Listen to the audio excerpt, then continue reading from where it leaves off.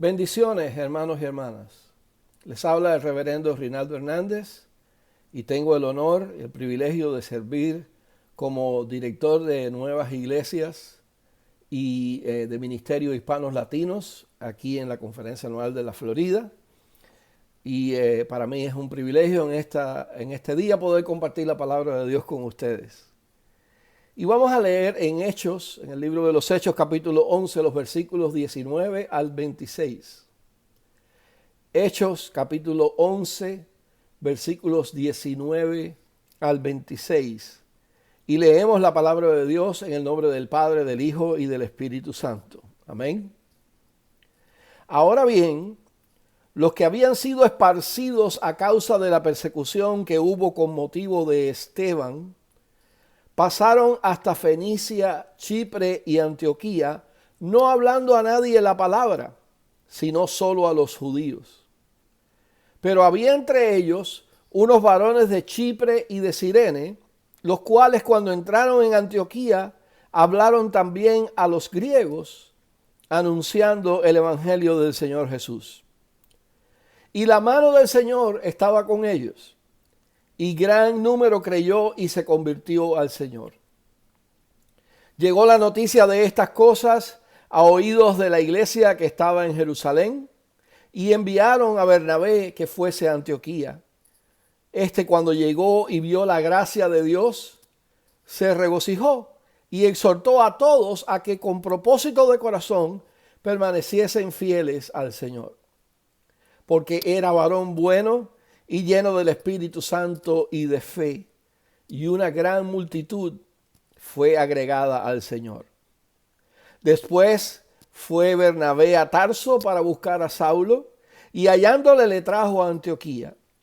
Y se congregaron allí todo un año con la iglesia, y enseñaron a mucha gente. Y a los discípulos se les llamó cristianos por primera vez en Antioquía. Padre, gracias por tu palabra. Gracias por la palabra revelada y por la palabra que ahora es comunicada a tu pueblo. Pedimos tu bendición sobre tu siervo y sobre todos los que la van a recibir, para que con corazón humilde la escuchen y la atesoren y la pongan en práctica.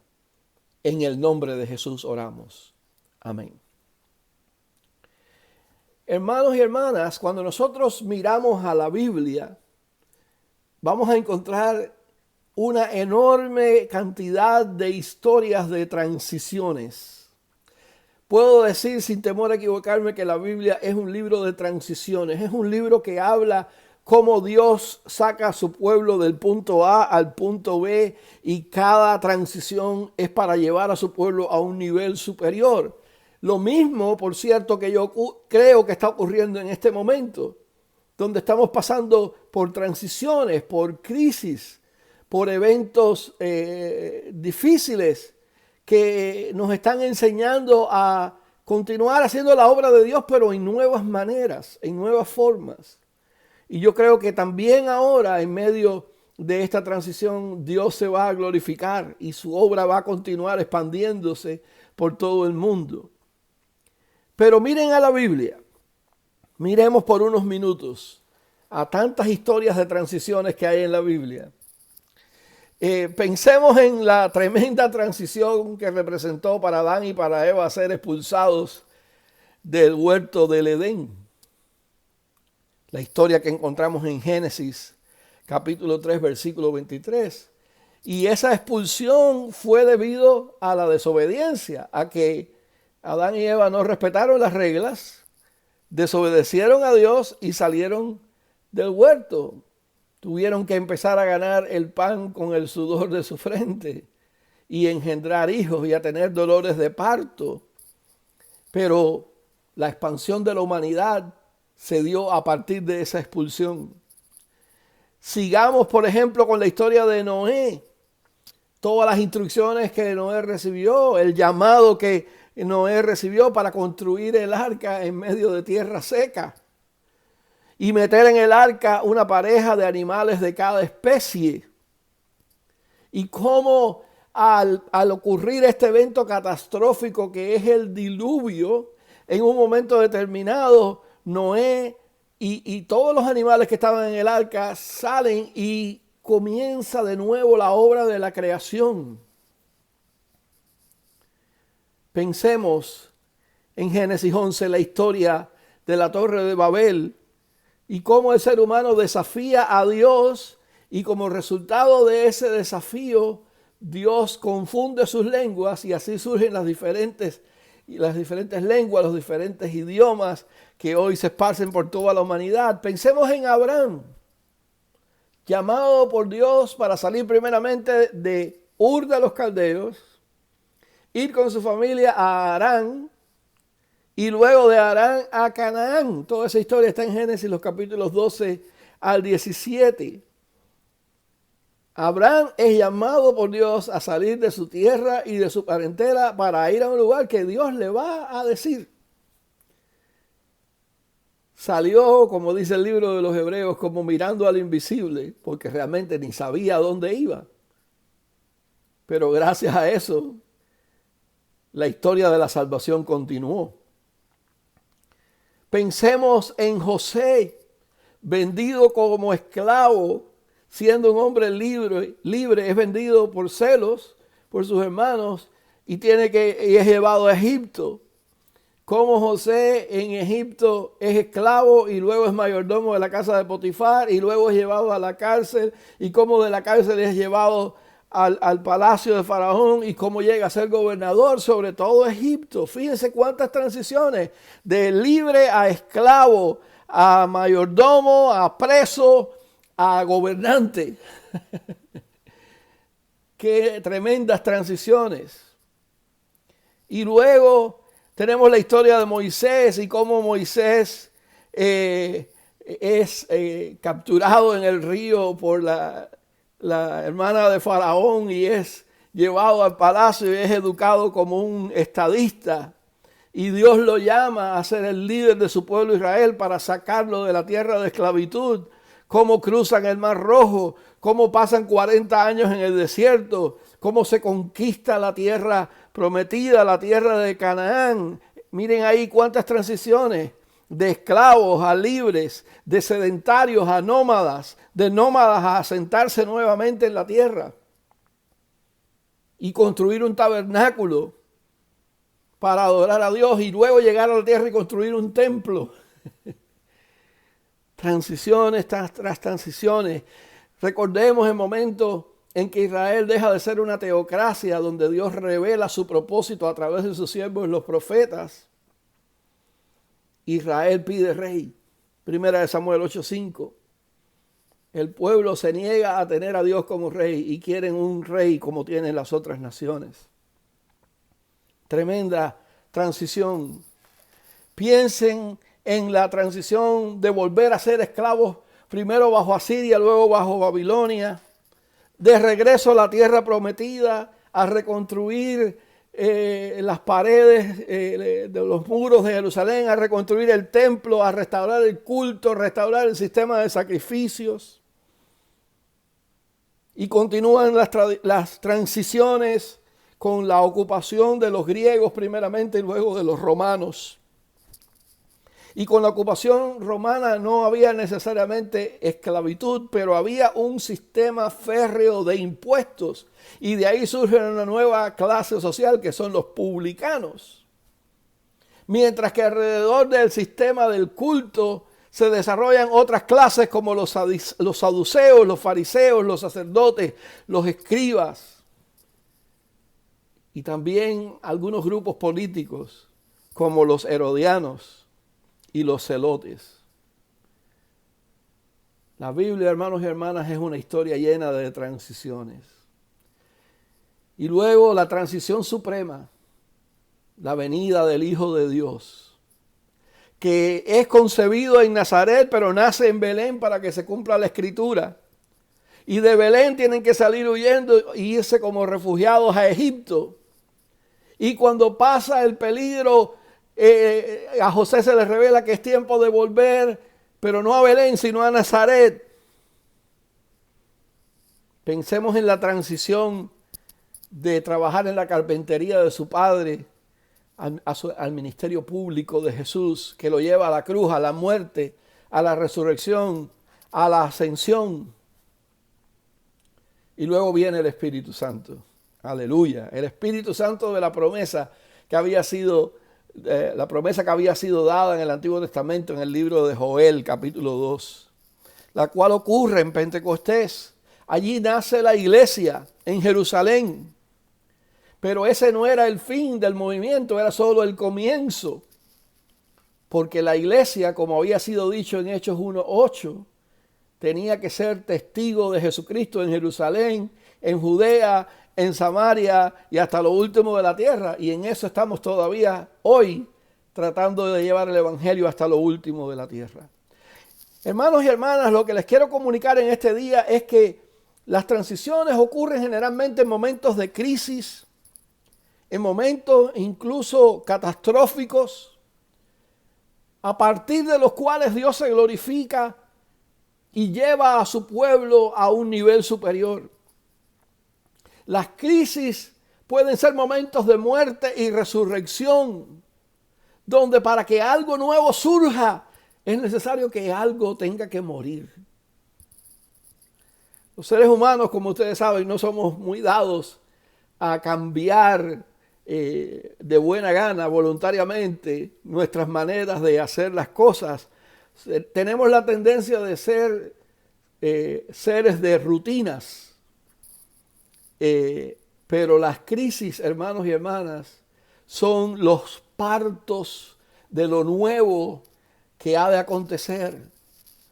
Como ocurrió con Abraham saliendo de Ur y yendo a Harán y llegando a Canaán. Como ocurrió con Israel, que por causa de una hambruna fueron llevados a Egipto y emigran a Egipto buscando mejores oportunidades. Cómo allí son esclavizados y se rebelan y se van al desierto, a la liberación, y Dios los guía en todo ese transcurso. Vemos en la Biblia cómo la cruz lleva a la gloria de la resurrección y cómo la persecución lleva a la expansión de la iglesia. Hechos capítulo 11 nos narra la historia de cómo el evangelio se comienza a predicar entre los gentiles. Antes de Hechos 11 había habido algunas historias de personas que no eran judías que habían recibido el evangelio. Y por ejemplo, tenemos aquí mismo en el libro de los Hechos la historia de Felipe y el etíope, cómo Felipe es llevado por el Señor a predicarle a este hombre de África, en lo que se considera como la entrada del evangelio al continente africano. Pero aquí en Hechos 11 se nos narra la historia de cómo el evangelio se comienza a predicar a los gentiles. Hasta ese momento había una concepción muy férrea de que el evangelio era solamente para el pueblo judío, para el pueblo hebreo, que Cristo había venido solamente para los judíos. Y como ustedes saben, Pedro y Pablo representan dos posiciones diferentes en ese sentir. Pedro, por una parte, defendiendo que el evangelio era exclusivamente para los judíos. Pablo, habiendo sido llamado por Dios para predicar a los gentiles. Y la intervención necesaria del Espíritu Santo en tratar de convencer a Pedro, quien tiene esta visión donde hay todo tipo de animales inmundos. El Señor le dice: Pedro, mata y come. Y Pedro dice: jamás yo he comido nada impuro. Y el Señor le responde: no llames tú común o inmundo a lo que yo he santificado. Con lo cual Pedro llega a la convicción de que Dios no hace acepción de personas. Y así queda el camino abierto para la propagación del evangelio a los gentiles. Especialmente Pedro es llevado, gracias a esa visión, a la casa de Cornelio. Y allí vemos la historia de la conversión de una familia gentil al evangelio de Jesús. Pero como ustedes saben, hay un momento determinado en que se desata una persecución para los cristianos que estaban en Jerusalén, y esa persecución hace que el evangelio se extienda por el mundo antiguo, particularmente por toda la cuenca del Mediterráneo, y que tuvieran que empezar a buscar nuevas formas de ser iglesia. Cuando estaban en Jerusalén, dice Hechos 2:44, que todos los que habían creído estaban juntos y tenían en común todas las cosas. Pero por causa de la persecución, dejaron de estar juntos, tuvieron que irse, tuvieron que emigrar. Vino la dispersión, o como también se le llama, la diáspora. Cuando estaban en Jerusalén, dice Hechos 2:46, perseveraban cada día unánimes en el templo. Sí, ellos continuaban yendo al templo de Jerusalén. Y partían el pan en las casas. ¡Qué cuadro tan hermoso! Todos los días en el templo y partiendo el pan en las casas. Y luego, por causa de la persecución, teniendo que huir, se acabó el templo. En algunas ciudades del mundo antiguo habían sinagogas, pero en muchas sinagogas no fueron bien aceptados y al contrario los expulsaron y les prohibieron ingresar a las sinagogas. Y la predicación quedó prácticamente confinada a las casas. En Jerusalén, dice Hechos 2:47, tenían favor con todo el pueblo. La gente apreciaba a los cristianos, veía en ellos cosas positivas y maravillosas, pero por causa de la persecución tuvieron que irse a vivir a países paganos, donde no eran bien apreciados y eran perseguidos y eran rechazados. Tuvieron que irse de su tierra natal, de sus familias, de sus costumbres, de sus tradiciones y de su lengua, a tierras extrañas, a convivir con personas de otra cultura que hablaban idiomas diferentes.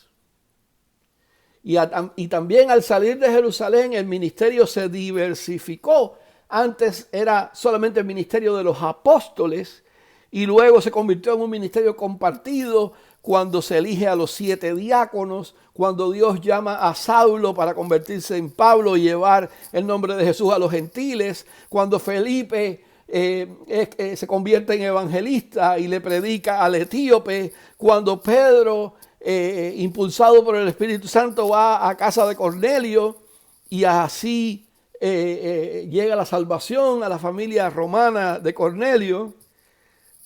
Y precisamente así como llega el evangelio a Antioquía. Era una de las ciudades del Asia Menor. ¿Qué ocurrió en Antioquía? Bueno, dice la Escritura que las personas que salieron huyendo de la persecución llegaron a Antioquía y empezaron a predicarle solamente a los judíos. Pero había unos hombres de Chipre y de Cirene, dice Hechos 11:20, que comenzaron a predicarle a personas de habla griega. Esto era algo novedoso. Pero la sorpresa es que Dios bendijo ese esfuerzo. Dice el versículo 21, la mano del Señor estaba con ellos y gran número creyó y se convirtió al Señor. Dios respaldó esos cambios y la obra de Dios creció y se expandió aún más. Y fíjense cómo los cambios y las transiciones no son bien apreciados por todo el mundo. Cristianos judaizantes que creían que el evangelio era solamente para los judíos, escuchan la noticia de que en Antioquía hay gentiles que se están convirtiendo y mandan allá al hermano Bernabé para que supervise qué es lo que está pasando allí. La bendición es que Bernabé, porque era un hombre lleno del Espíritu Santo y de fe, en lugar de reprimir aquel movimiento, lo que hizo fue sumarse a él, porque pudo ver la mano de Dios en esta nueva manera de predicar el evangelio. No solamente Bernabé se sumó a este movimiento del Espíritu, Bernabé fue y hizo algo bien arriesgado, creo yo, movido por el Espíritu Santo. Bernabé fue a Tarso y buscó allí a un hombre llamado Saulo, que se había recién convertido, pero que había tenido una experiencia gloriosa con el Señor, y lo trae a Antioquía. Saulo era un profundo conocedor de las Escrituras hebreas. Había sido miembro del Sanedrín y ahora había recibido a Cristo, que se le apareció en el camino de Damasco. y lo llamó a predicar a los gentiles. Bernabé trae a este hombre y dice que allí se quedaron predicando por todo un año. Pero cómo Dios bendijo y prosperó esa obra en aquel lugar. Y termina el texto de Hechos 11 que leímos diciendo que fue en Antioquía donde los discípulos se les llamó por primera vez cristianos. ¿Por qué será? ¿Por qué habrá sido allí donde se les llamó cristianos? Yo tengo mi manera de verlo. Yo creo que les llamaron cristianos porque vieron que eran seguidores del resucitado.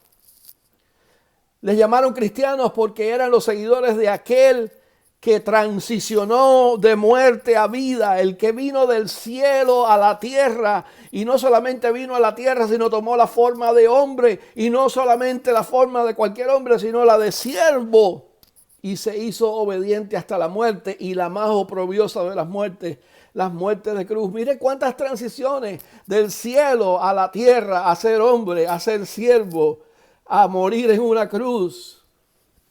Todo por nuestra salvación. Los cristianos, hermanos y hermanas, son personas de transiciones. Los cristianos son las personas que leen las señales de los tiempos y se adaptan. Ven las señales de los tiempos como oportunidades para expandir el evangelio. Piensen que cuando se inventó la imprenta, la Biblia prácticamente era un libro desconocido porque no todos lo podían leer en latín. Pero cuando se inventó la imprenta, por primera vez fue traducida la Biblia a un idioma vernáculo, a un idioma popular. Y la gente empezó a leer la Biblia, empezó a entrar en contacto con la palabra de Dios. La invención de la imprenta propició la publicación de la Biblia en varios idiomas y llegar al corazón y transformar personas. Eso es ver señales de los tiempos y adaptarse.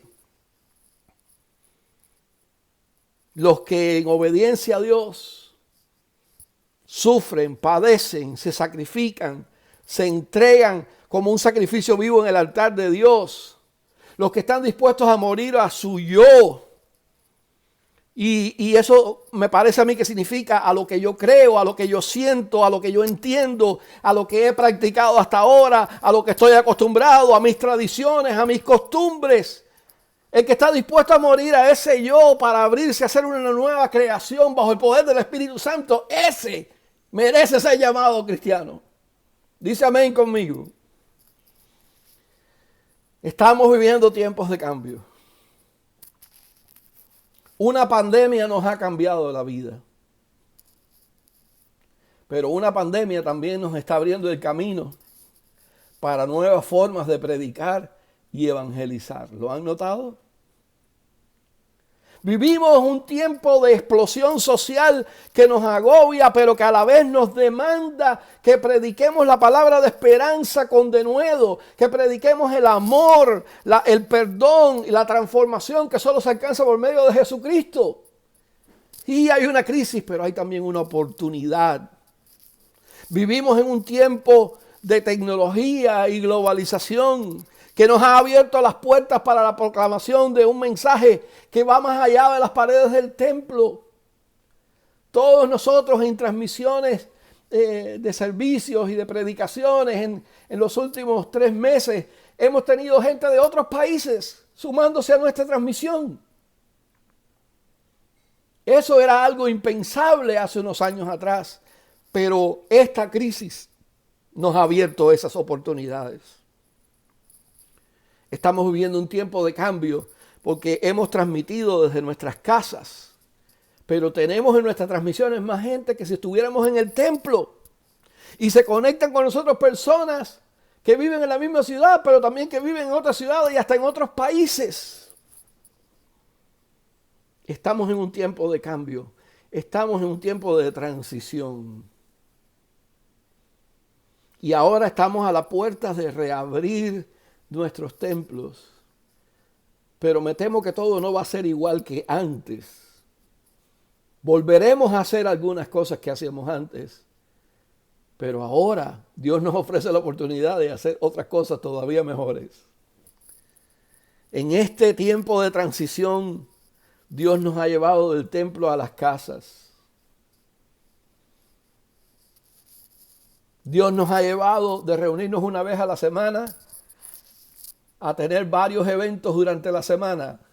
Casi todas las iglesias están teniendo varios eventos durante la semana para los niños, para los jóvenes, para los matrimonios, etc. Dios nos ha llevado de un sistema de adoración presencial a un sistema de adoración digital. Dios nos ha llevado de un boletín impreso a la pantalla de la computadora. Dios nos ha llevado de depositar nuestra ofrenda en el plato, en un sobre, a empezar a diezmar y a dar nuestras ofrendas online. Dios nos ha llevado de la comunión que se partía, el pan que se partía en la iglesia y el vino que era distribuido por el oficiante, a pan y vino preempacado o aún hecho en casa. Dios nos ha llevado de ser una congregación a ser múltiples congregaciones llamadas células. Dios nos ha llamado de un sistema de predicación local a un sistema de predicación global. Muchas iglesias estaban teniendo problemas para tener reuniones de oración entre semana.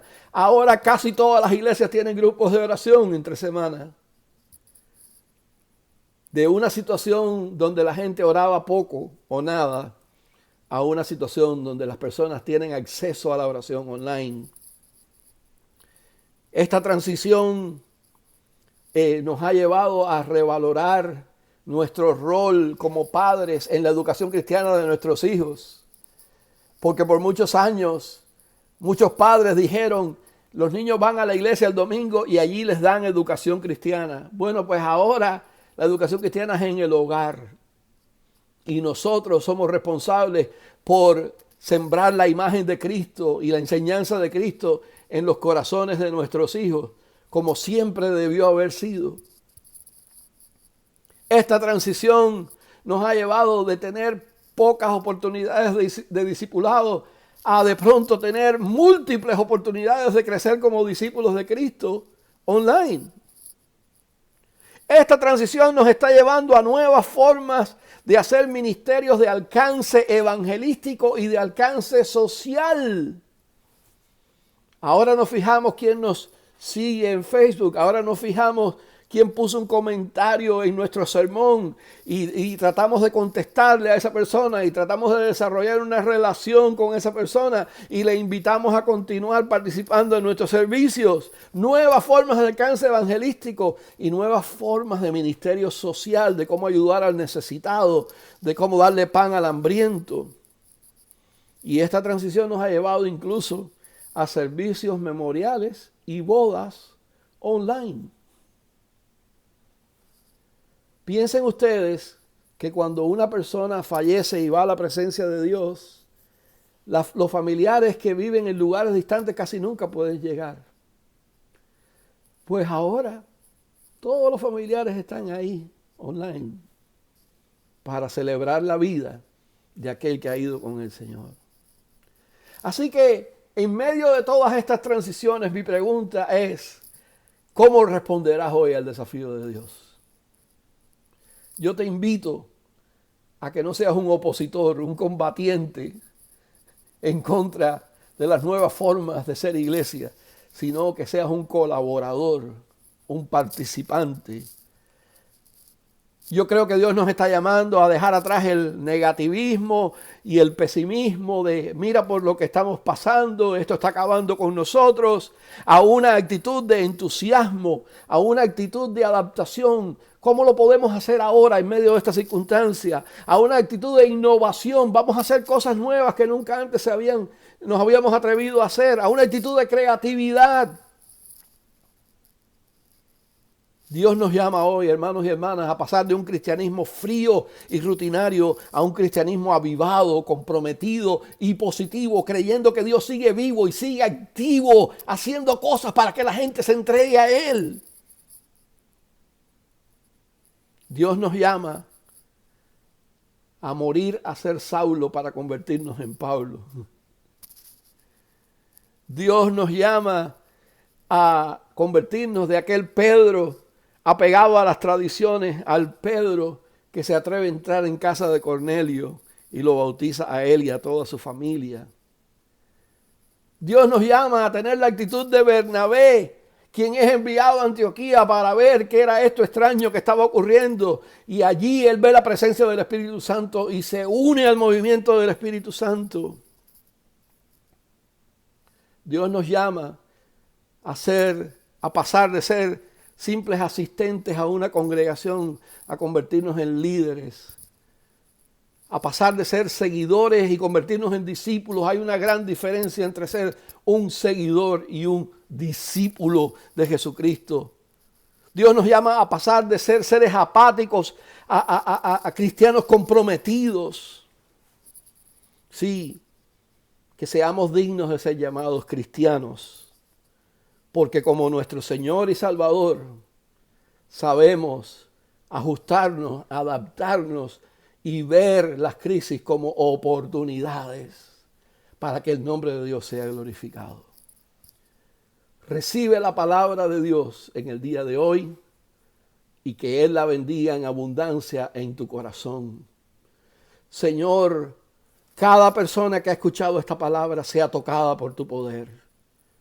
Cada persona que ha escuchado esta palabra pueda verdaderamente entender que tú nos estás abriendo un mundo nuevo de posibilidades delante de nosotros y que en lugar de quejarnos, lo que tenemos que hacer es regocijarnos y aprender a hacer las cosas en la manera en que hoy es más conveniente hacerlo. Señor, te damos gracias por todo nuestro pasado y por todas nuestras tradiciones, por todo lo que aprendimos y por todo lo que heredamos. Pero ahora es el tiempo donde tú nos lanzas a la empresa misionera de alcanzar al mundo para ti. Danos visión espiritual de las cosas. Danos visión para ver las señales de los tiempos y aprovecharlas. Escucha nuestro clamor, porque lo pedimos en el nombre poderoso de Jesús. Amén y amén. Dios les bendiga.